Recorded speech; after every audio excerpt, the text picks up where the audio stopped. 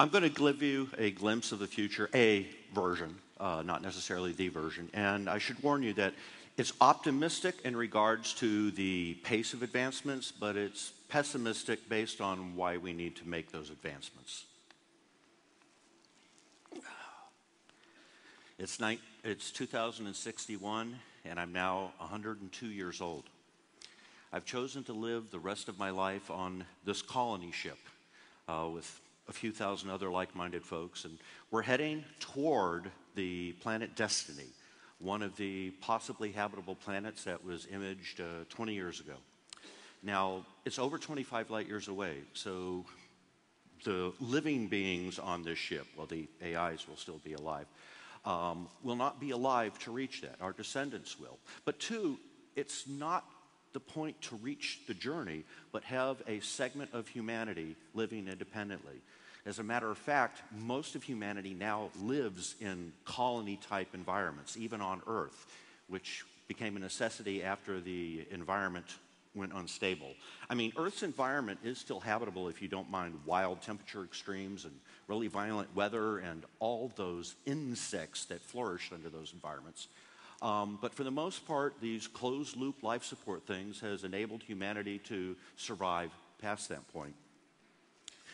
I thought at first that I'd feel confined aboard these ships, but you know, when you think about it, humanity has been confined on Earth for tens of thousands of years before, and then most people too, they never wandered but a few kilometers away from their house, even when they did live on Earth, and we certainly have that much space here, so it's not really all that confining.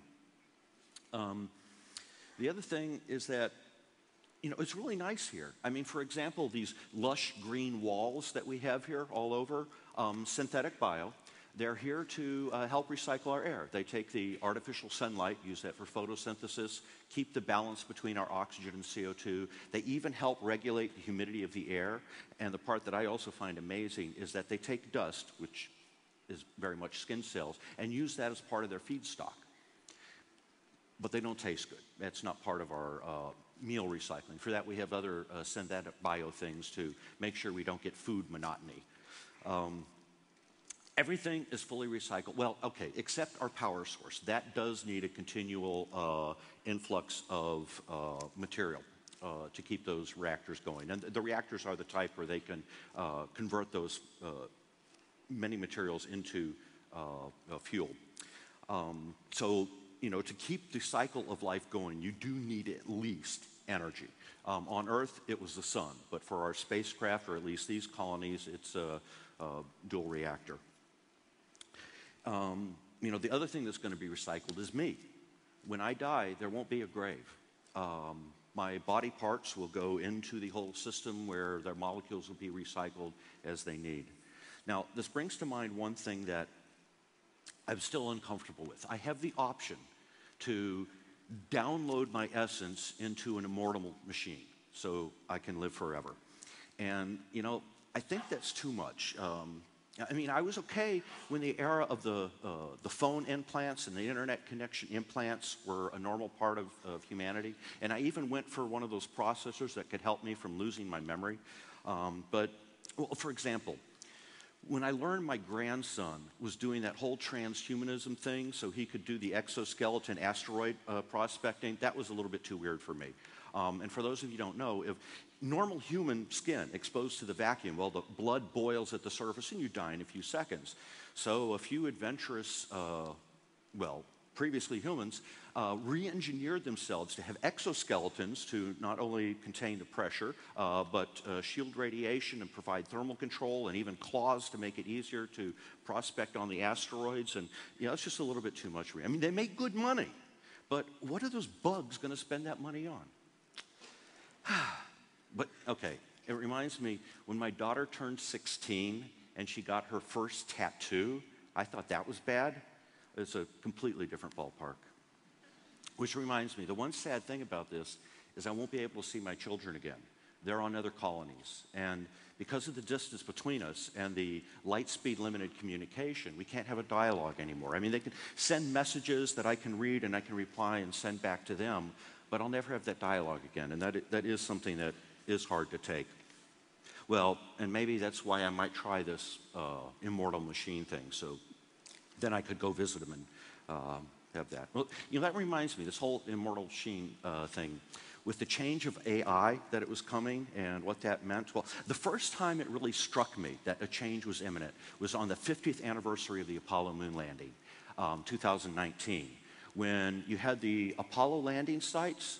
There were no other astronauts there. As a matter of fact, the moon was covered with rovers, in part accelerated by the Google X Prize, that were taking these fantastic pictures, even with artistic content. Semi-autonomous rovers, not fully AI intelligent yet, and they were guided by graduate students back on Earth. So this idea of the elite astronaut corps and whatever, you have graduate students operating remote rovers. And from that point on, most of our space explorations were done by these increasingly intelligent rovers to go into hazardous areas where humans couldn't do.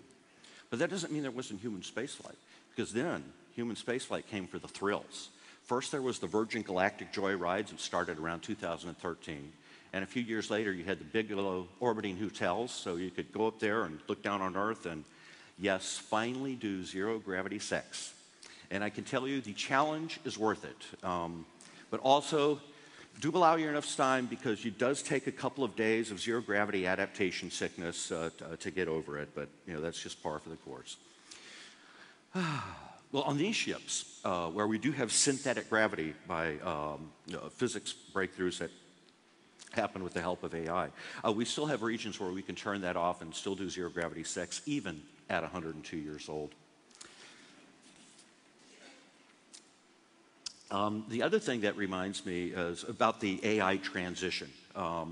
There was a fear point that when they got smarter than humans, it would be a bad thing, but actually it turned out to be a saving grace. Their intelligence helped us solve these problems, to make these closed-loop life supports. And the moment that struck me as the pivotal one is when our human militaries tried to use the AI to fight battles, and they just didn't. And they later explained to us in terms that we could understand that the human instinct programming, the challenges, the competition, and all that stuff, territorialism, that's for humans. It's not for other intelligent beings. And their motivations came to increasingly improve their knowledge and their efficiency.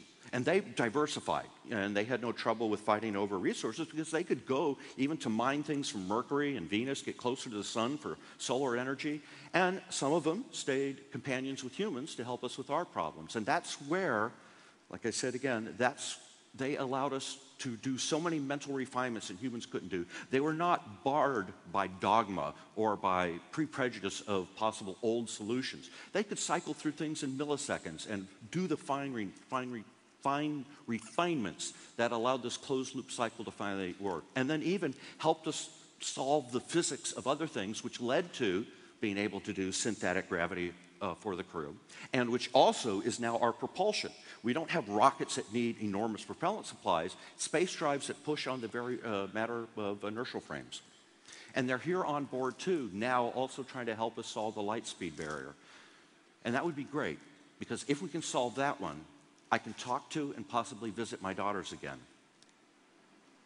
And the other thing, when we also do that breakthrough, then we can finally seek out new worlds, new life, new civilization, and boldly go where no human or Earth derivative artificial intelligence have ever been before. Thank you.